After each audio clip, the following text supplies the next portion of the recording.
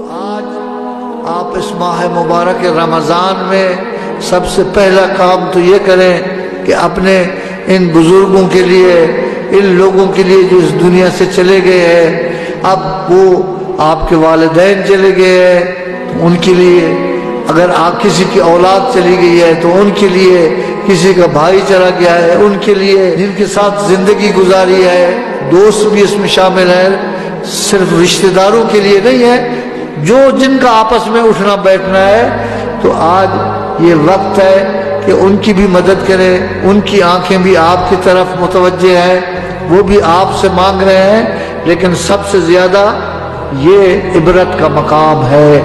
یہ ہمیں وہ بتا رہے ہیں، ہمیں متوجہ کر رہے ہیں کہ دیکھو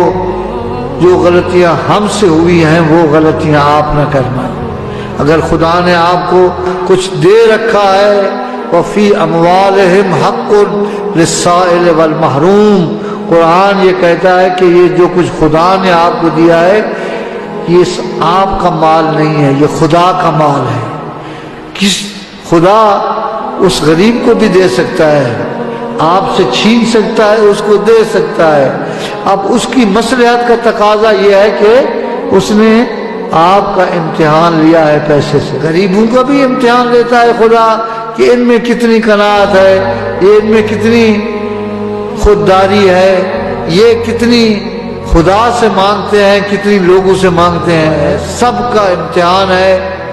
لیکن مالدار، پیسے والا،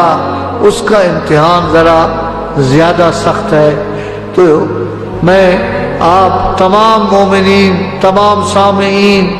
سب سے میری دست بستہ گزارش ہے کہ اس ماہ مبارک رمضان میں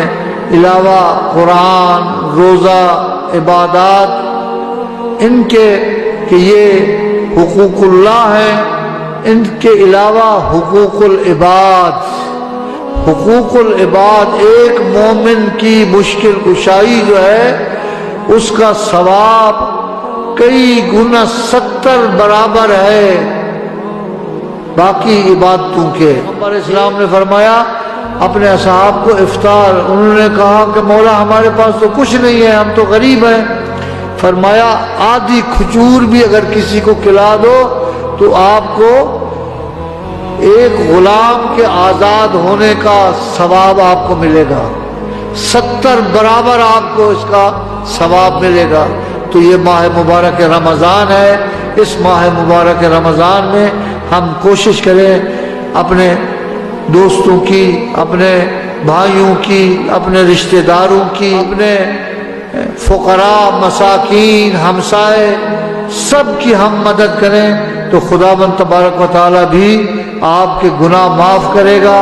اور انشاءاللہ اس ماہ مبارک رمضان کی برکت سے خداوند تبارک و تعالی ایسے راستے آپ کے لیے کھول دے گا کہ انشاءاللہ آپ کی دعا، چاہے وہ دنیا کے لیے ہو یا آخرت کے لیے ہو، خداوند تبارک و تعالی اس ماہ مبارک رمضان میں قبول فرمائے گا۔ والسلام علیکم ورحمۃ اللہ وبرکاتہ۔